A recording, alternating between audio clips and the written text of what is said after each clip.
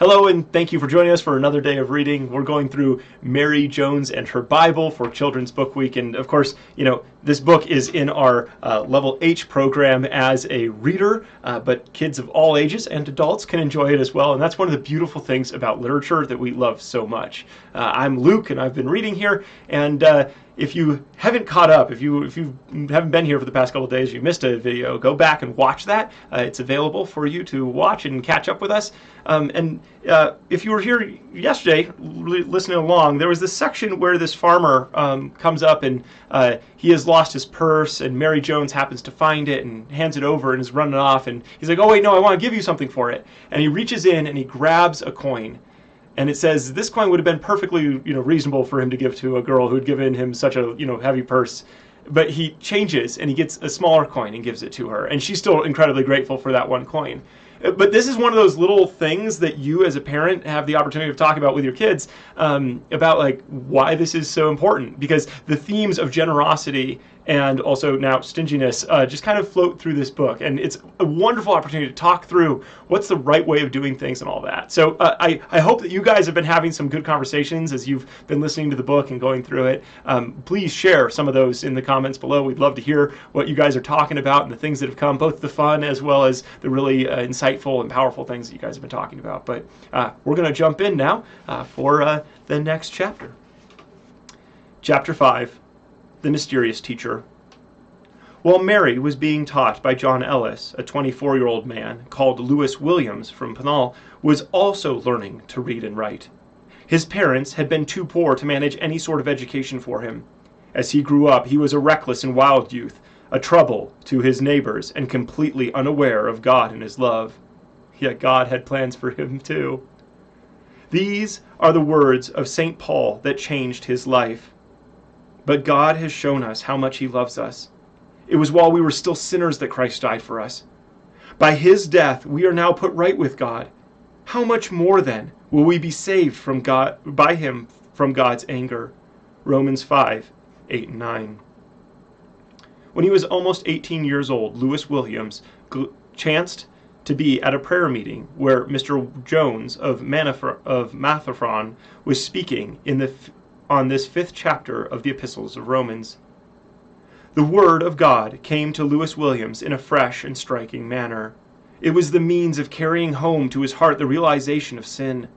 A change was seen in him from that time on. It gradually deepened until none could doubt that he had become a real and committed Christian. While he was being admitted to membership in a little Methodist church in Chuumliuau, he was asked, if Jesus Christ asked you to do some work for him, would you do it? His answer gives the key to his success. Oh yes, whatever Jesus required of me, I would do at once. A few years later, when a place called Tikschide near Thuringen, he noticed boys in the neighborhood who had no teaching. Filled with a longing to do some special work for his heavenly master, he made up his mind to establish a Sunday school, and a weeknight school as well, if possible, in order to teach the lads to read their Welsh language.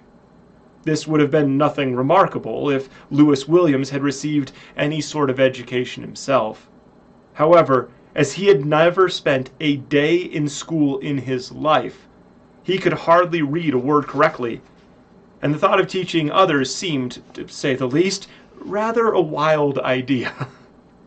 But the old saying has often been proved correct, that where there is a will, there is a way, and so it was true in the experience of Lewis Williams. Through the young man's hard work and courage, his school was opened in a short time, and he began the work by teaching the Welsh alphabet to the lowest class, by singing it to them to the tune of the March of the Men of Harlech. Lewis Williams could hardly restrict his teaching to the lowest class in the school, yet in teaching the older boys he was coming face to face with an obstacle that might well have seemed too great to anyone with less courage and determination. The master could not read, or at least he could not read more than a few words, yet he had taken on the work of teaching reading to the lads in the school. Painfully aware of his lack of knowledge, before commencing his Sunday school work or his evening classes, he used to pay a visit to a woman called Betty Evans, who had learned to read well.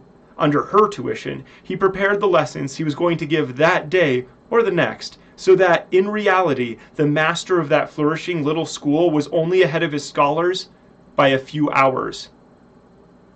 At other times, he would invite a number of boys from the local grammar school to come for reading and discussion, all this, of course, in the Welsh language. With quiet tact and careful planning, he would arrange that the subject taken should include the lesson with which he was about to give. While the reading and talk went on, he listened with the greatest attention. The discussions as to be the meaning or pronunciation of the more difficult words was all that he wanted to find out from the grammar school boys. But none of these boys had any inkling that the man who invited them, who questioned them so closely, and listened so attentively, was himself a learner, and relied on them for the proper construction of phrases, or for the correct pronunciation of words he would need to teach his lesson next day or the next week. His school days always started with prayer, and as the master had a restless, unruly set of lads, he invented a somewhat odd way to get their attention. Familiar with military drill through once being in the army, he would put the boys through a series of orders, and when they came to "stand at ease" and "attention," he would at once, very briefly and simply, lead them in prayer. While Lewis Williams was hard at work at Llangrin, seeking to lead the people to know Jesus and train their minds to serve him, it happened that Mr. Charles of Bala arrived at Brynclyn. He was intending to lead a meeting to be held at Abergwyddon, and spent the night at the house of John Jones, the schoolmaster there. Mr. Charles asked if Mr. Jones knew of any suitable person to take charge of one of his recently established schools in the neighborhood. John Jones replied that he had heard of a young man at Llangrin who taught the children both on weeknights and Sundays. "But," the schoolmaster added, "as I hear that he himself cannot read, I can hardly understand how he is able to teach others." "Impossible!" Mr. Charles exclaimed. "How can anyone teach what he himself does not know?" "Still, they say that's what he does," John Jones said. Mr. Charles asked to see this mysterious instructor of youth, who was reported as passing on to others what he did not himself possess. The next day, accordingly, summoned by John Jones, the young schoolmaster made his appearance. His old clothes and his rough country manner showed that he was anything but a man of learning. "Well, my young friend," Mr. Charles said, in the pleasant way that was natural to him, "they tell me that you keep a school at Llangrin yonder, on Sundays and weeknights, to teach children to read. Have you many scholars?"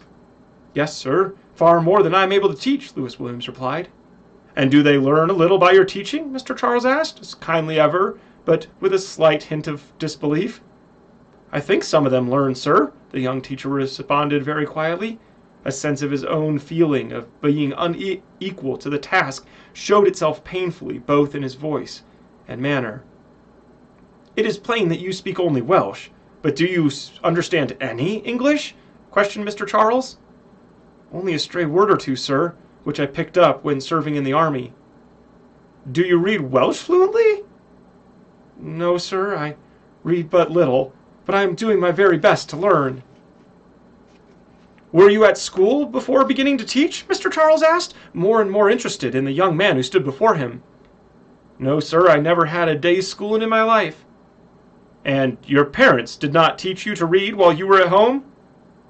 "No, sir, my parents could not read a word for themselves." Mr. Charles opened his Welsh Bible to the first chapter of the Epistles to the Hebrews, and asked Lewis Williams to read a few verses. Mr. Williams leant over the Bible as Mr. Charles pointed out the words at the start of the chapter. "In the past, God spoke to our ancestors many times and in many ways through the prophets, but in these last days he has spoken to us through his Son." Hebrews 1. Slowly, hesitantly, and with several mistakes, the young man stumbled with difficulty through the first verse. "That will do, my lad," Mr. Charles said. "Just how you are able to teach others to read passes my understanding. Tell me, but by what plan you instruct the children?" Then the young teacher gave an account of his musical ABC, the lessons given to him by Betty Evans, the readings and discussions of the grammar school boys, and the scholars playing at soldiers. as Lewis Williams proceeded with his confession, for such they appeared to be to him, Mr. Charles carefully and gently penetrated through the roughness of the teacher to the real force of character of the man. He saw that this follower of Jesus had worked hard to improve his one talent and work with it in the Master's service, and that he only needed help to become a most valuable servant of Christ. So he recommended Lewis Williams to place himself for a time under the tuition of John Jones to become a more effective schoolteacher. During the following 3 months, Lewis Williams followed the advice of Mr. Charles, and this was all the schooling he ever had. Every hour Lewis Williams could spare was devoted to study, in order to fit himself for one of the schoolmaster's places that were under Mr. Charles' special control and management. He used to visit neighboring churches to study the preaching of the ministers there. When he was about 25 years of age, he was engaged by Mr. Charles as a paid teacher in one of his schools. He moved to Abergwyllyn a year later, and here, among his pupils, was young Mary Jones. In latter years, Lewis Williams established many new schools and revived others. At length he became a preacher. So great was his ambition in his Master's service, and so anxious was he that all should know the truth and join in the work of the Lord. And so we return to Mary Jones, who was merely 15 years old at the time Lewis Williams became the schoolmaster at Abergwyllyn. She was full of life and energy as ever, nor had her enthusiasm faltered for one moment over her plan for the purchase of a Bible. Through 6 long years she had hoarded every penny, denying herself the little luxuries which the poverty of her life made so attractive to one so young. She continued her visits to the farmhouse, and the more she studied her Bible lessons for Sunday school, her desire to possess God's holy book for herself grew greater rather than less. What joy it would be, she often thought, if every day she could read and learn by heart passages of Scripture, filling her mind and heart with God's teaching. But the day will come, she added, when I shall have my own Bible. Yes, though I have waited so long, the time will come. Then, on her knees beside her bed, she prayed aloud, Dear Lord, let the time come quickly. Chapter 6. On the Way. Mother, Mrs. Evans has just paid me for the work I did for her, and it is more than I expected. Now I have enough to buy a Bible. I'm so happy I don't know what to do. Mary had just come from the Evans' farmhouse, and as she bounded into Tyndall with the joyful news, her mother stopped her and held out both hands. Is it really so, Mary? After all these years of saving? Well, then, God be thanked, who first put the wish into your heart and then gave you patience to wait and work to get the thing you wanted. Bless you, my child.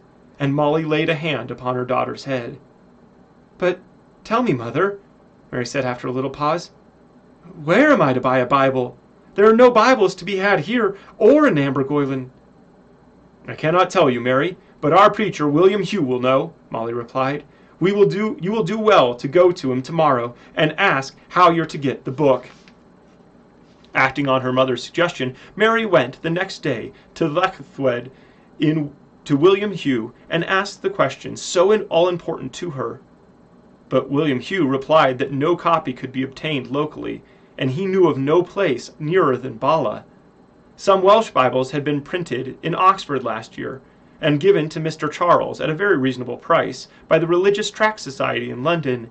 Then he added that he feared lest all these Bibles had been sold or promised months ago. This was discouraging news, and Mary went home cast down, but not in despair. There was still, she reflected, a chance that one copy of the Bible remained in Mr. Charles' possession, and if so, it would be hers. The long distance, over 25 miles, the unknown road, the far famed but to her strange minister, all this, if it a little frightened her, did not for one moment change her mind. She would have the Bible she had saved for all these years. At first, Molly objected to Mary walking alone all the way to Bala. She would not be able to go with her daughter, for the journey was very difficult. Then Molly relented. If it's the Lord's will that you have a Bible, she said, then he will keep you and lead you safely. It would be wrong of me to try and go against his will. So Mary had her way, and having received permission for her long journey, she went to a neighbor living near.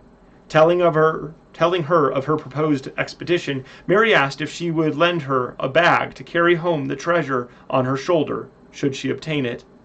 The neighbor, thinking of Mary's many acts of thoughtful kindness towards herself and her children, and glad to be able to show her thanks, put the long bag, called a wallet in Wales, over the girl's shoulder, and bade her goodbye with a hearty "God speed you."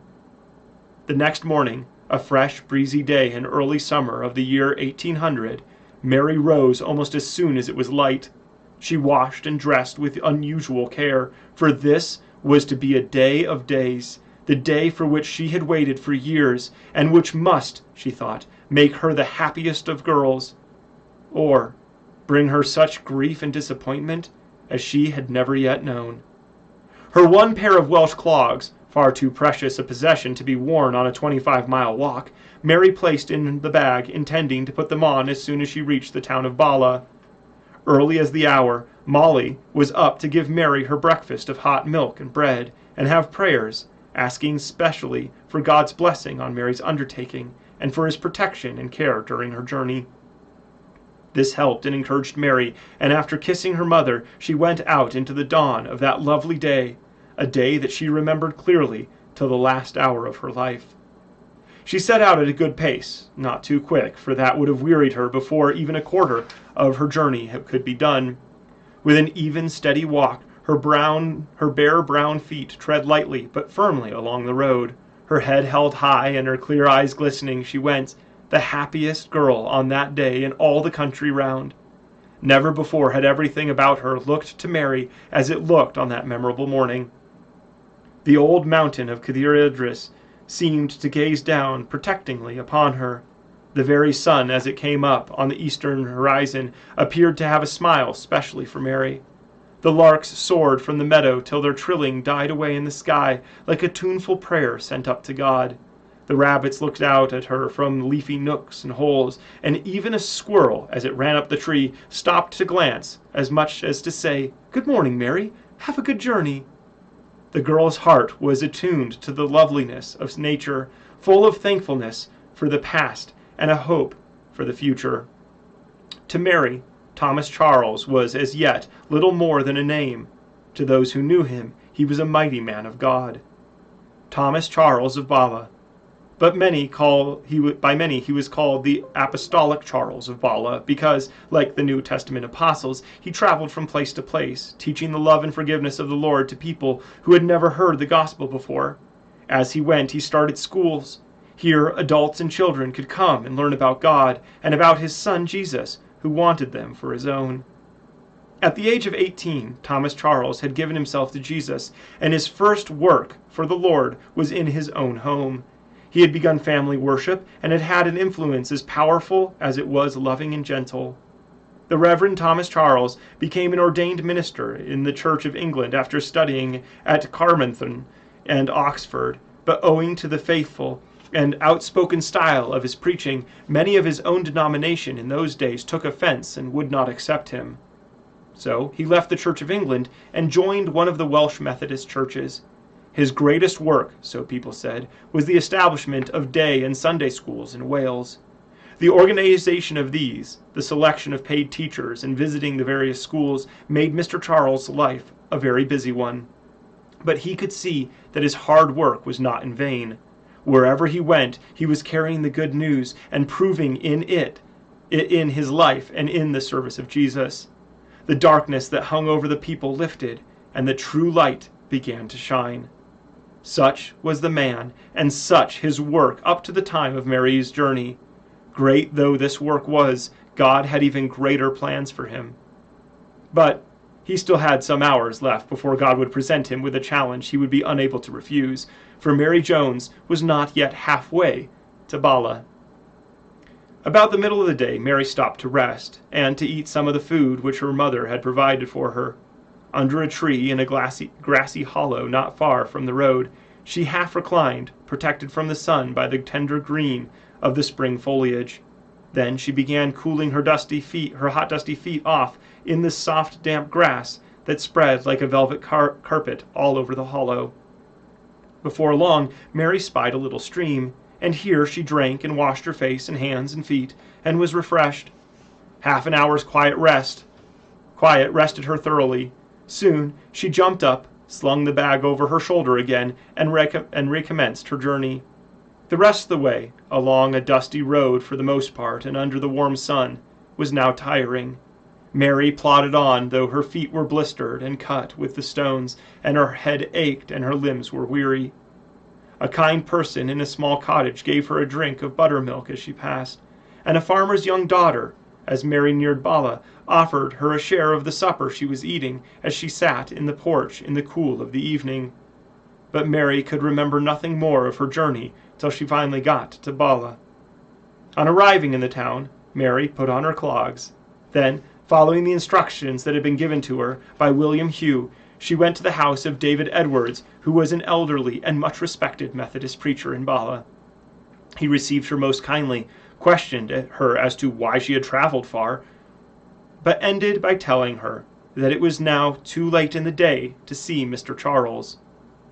"But," the old preacher added, seeing his young visitor's disappointment, "you may sleep here tonight, and we will go to Mr. Charles as soon as I see a light in his study window tomorrow morning, so that you may see to your errand in good time and be able to return home before night."